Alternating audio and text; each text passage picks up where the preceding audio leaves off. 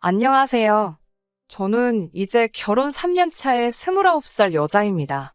결혼을 남들보다 조금 일찍 했어요. 속도 위반으로 결혼을 하게 되었거든요. 그러게 이렇게나 후회할 거였으면 조심 좀 했어야지 하실 분들도 있겠지만 저는 그게 실수라고 생각하지도 않고 사랑스러운 우리 아이 보면 후회가 되지도 않습니다. 그만큼 행복했었거든요. 결혼 생활 중 남편과 저 사이에 사소한 다툼 따위 참 많았지만 그게 그렇게 저를 힘들게 하는 일은 없었습니다. 시부모님들은 했던 말 잘 안 지키고 공수표 남발하시는 게 조금 있기는 하지만 심성이 나쁜 분들은 아니라고 생각했었습니다. 처음에는 했던 말 바꾸시거나 그런 말 한 적 없다고 잡아떼시는 모습이 저를 당황스럽게 만들긴 했지만 점차 시간이 지나면서 어느 정도 적응이 되다 보니 익숙해지고 두 분이 그저 아들 부부한테 잘 해주시고 싶은데 상황이 여의치 않아서 그냥 말뿐일지라도 이렇게 하시는 거구나 하고 받아들이기로 했었습니다. 똑같은 손주가 태어나는데 그게 아들인지 딸인지 무슨 차이가 있나 싶지만 시부모님, 특히 아버님께서 뱃속에 있는 아이가 아들 손주라는 사실에 엄청나게 좋아하셨어요. 기분 낸다는 식으로 산후조리는 시부모님께서 책임져 주신다고 호언장담을 해줬기에 저도 그렇게 알고 있었습니다. 그때는 그게 그냥 지나가는 말로 하신 건 줄은 상상도 못했죠. 그런 것도 모르고 남들처럼 임신기간 중에 유명한 산후조리원들을 알아보고 있었습니다. 남편이 알아보면서 여기저기 보여주며 여기는 연예인 누가, 재벌가 누가 산후조리 한 곳이라며 2주에 2천만 원이 넘는 곳을 보여주기도 했어요. 이왕 내주신다는데 제일 비싼 곳에서 받으라고요. 조리원 인맥이 평생 간다는 이야기를 들어서 저도 당연히 욕심이 생기긴 했지만 인생에서 길어봐야 2주 정도 머무는 곳인데 그런 거금을 주고 지내야 하나? 남들 받는 평범한 곳에서 남들 내는 만큼 내고 지내는 게 과연 그렇게 큰 차이가 있겠나도 싶고 조리원 인맥이라는 게 진짜 있기는 한 건가 의구심도 들었어요. 무엇보다 아무리 제 돈 주고 머무는 게 아니라고 할지라도 무슨 유명한 해외 관광지 호텔보다도 비싼 비용을 내면서 하루 지내는 게 제 마음이 편할까 하는 생각을 하니 엄두가 나질 않더라고요. 그래서 최대한 이것저것 비교해보며 마음에 드는 합리적인 곳을 찾아 골라 예약을 했습니다. 시간이 지나서 아이가 태어났고 아이 태어나고 병원에서 3일 정도 있다가 곧바로 시어머니 카드 들고 가서 예약해둔 산후조리원에 가서 결제를 했어요. 전신 케어 같은 추가 서비스를 포함하고 조리원 측에서도 이것저것 할인해주기는 했는데 2주치를 일시불로 긁고 나니 300만 원 돈이 나오더라고요. 조금 부담스러운 액수기는 했지만 시부모님께서 기꺼이 아들 손주 위에 내주시겠다고 호언장담을 했으니 문제 없을 거라고 생각했어요. 그런데 그 액수를 확인하신 건지 바로 전화가 오더라고요. 엄청 당황하신 말투로 카드로 300만 원이 빠져나갔는데 이게 뭔 돈이냐고 아는 거 있냐고 하시더라고요. 어머님 딴에는 이게 무슨 사기 같은 거 당한 건가 생각이 드셨나 봐요. 그게 아니고요. 어머님 하고 어머님 진정부터 시켜드리고 지금 저희 예약해놓은 조리원 와 있다고 어머님께서 신경 써주셔서 덕분에 정말 좋고 마음에 드는 곳으로 예약했다고 정말 너무나 감사하다고 몇 번 말씀드렸지요.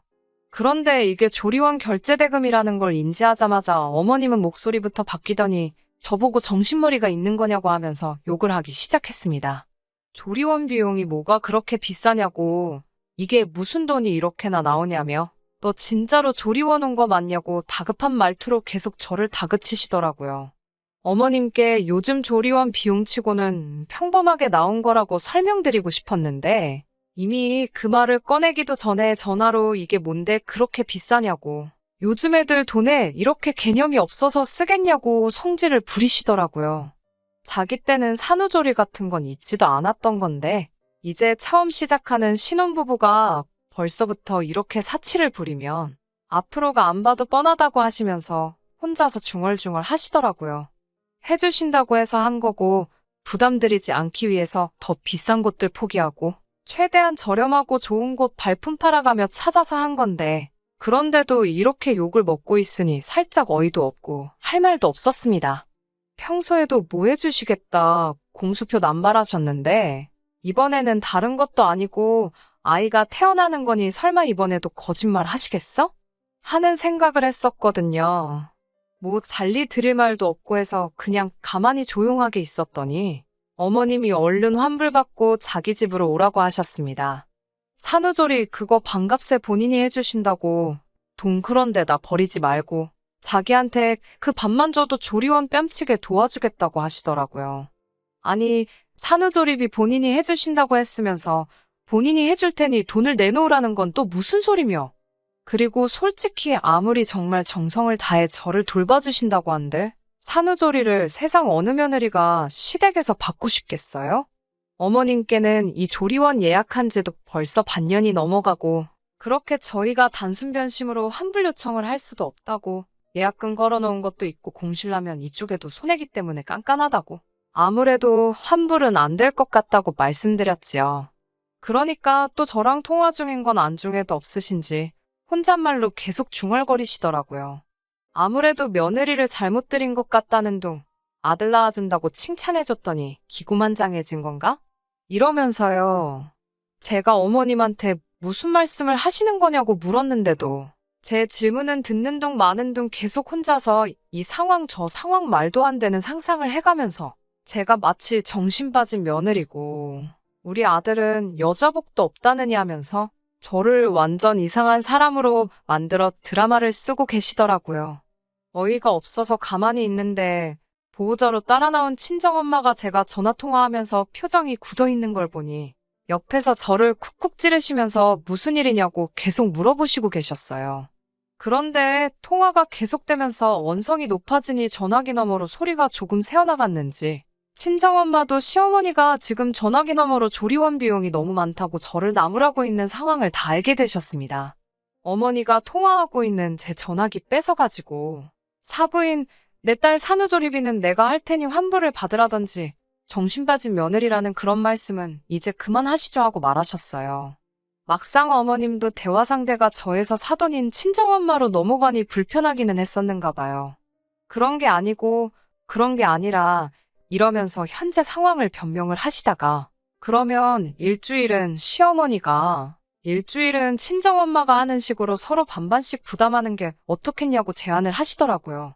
친정엄마는 씩씩대면서 전화를 끊어버리셨고 말이 안 통하네 안 통해 하면서 저한테서 시어머니 카드 뺏어가시고는 그 길로 창구로 가지고 가서 시어머니 카드로 결제된 금액 전액을 환불 요청을 하셨습니다. 그리고 나서 다시 친정엄마 카드를 가지고 전액 새로 결제를 하고 오셨어요. 친정엄마가 결제하러 가신 상황에 잠깐 혼자 있었는데 몸은 또 왜 이렇게 아프고 힘든 건가 갑자기 서러워져서 눈물이 나더라고요. 뭐 얼마나 큰 거 해주셨다고 제가 출산한 지 일주일도 안 돼서 시부모님께 이런 욕을 먹고 있어야 하는가 싶고 그 와중에 우리 친정엄마까지 휘말려서 스트레스 받아야만 하나 싶더라고요.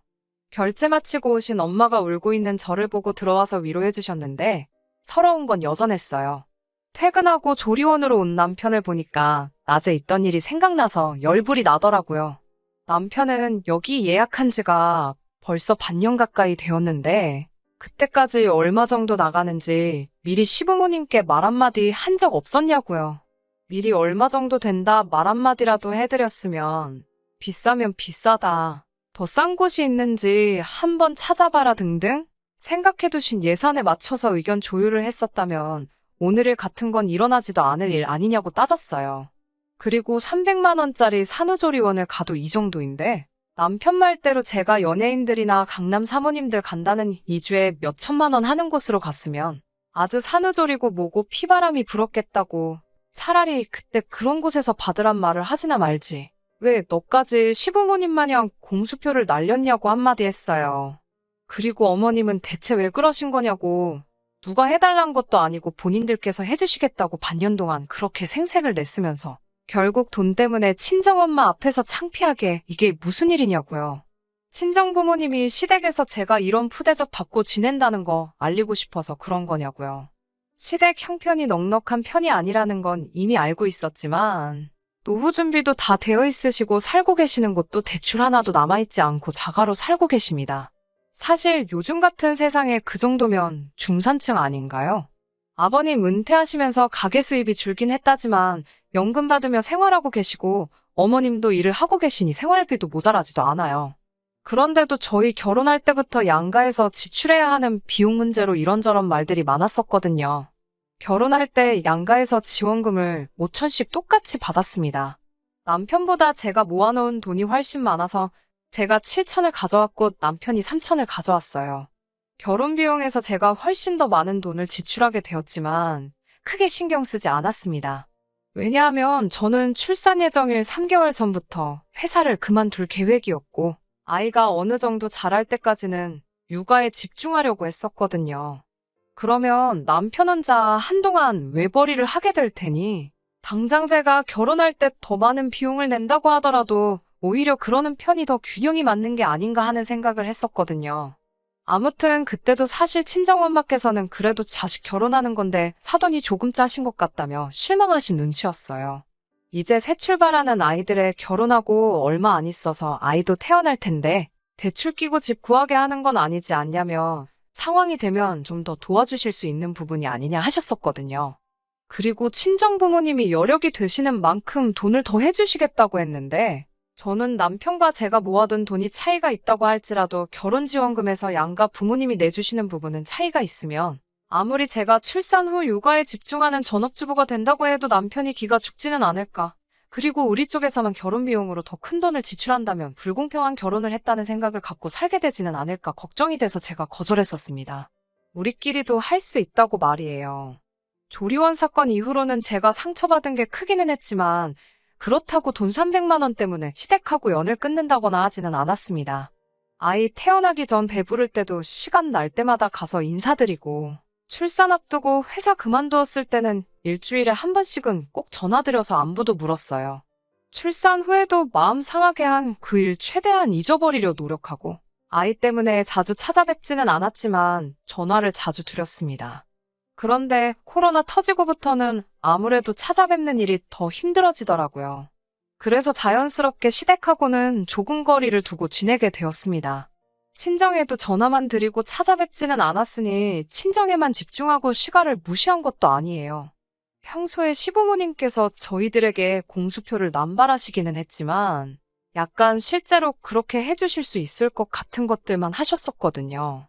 노후 준비 다 되어 있으니 어버이날이든 명절이든 용돈 같은 거 필요 없다. 다 너네가 아끼고 모아 좋은데 쓰거라라고 하시면서도 정말 명절날 빈손으로 찾아뵈면 이웃집 누구누구네는 며느리가 냉장고를 바꿔줬다더라. 건강식품을 달마다 보낸다더라.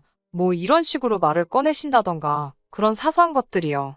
그런데 최근 얼마 전부터는 누가 물어보지도 않았는데 먼저 저희 결혼할 때 남들 집 안 해줘서 미안하다. 뭐 이런 말을 꺼내시면서 몇 년 뒤부터는 어디서 돈이 들어올 수도 있으니까 그때 돈을 좀 보태줄 테니 더 좋은 집으로 이사가거라 이런 말을 매번 만날 때마다 꺼내시네요. 아버님은 시어머니가 말씀하시면 옆에서 추임새만 넣고 계시다가 한마디씩 보태는 정도고 늘 시어머니가 먼저 이야기를 꺼냅니다. 그동안 날린 공수표만 가지고 비행기 정도 한 대 살 수 있을 정도고 조리원 사건 때 이미 크게 한번 데인 적이 있어서 믿지는 않아요. 그리고 저는 솔직히 시부모님 재산이나 돈에 관심도 없고 관심이 있었다면 아무리 속도 위반일지라도 결혼 준비하는 시점에 뒤집었을 거예요. 매번 공수표 날리실 때는 진짜 해주실 것처럼 이야기하시니 괜히 기대해봤자 상처만 또 받지 않겠나 하는 생각이 들기도 해서 저는 기대도 안 하고 있고 바라지도 않고 있었으며 혹시나 나중에 가서 진짜로 지금 말하는 대로 저희한테 집 살 돈을 주신다고 해도 크게 기쁠 것 같지도 않고 받지 않겠다고 했을 거예요.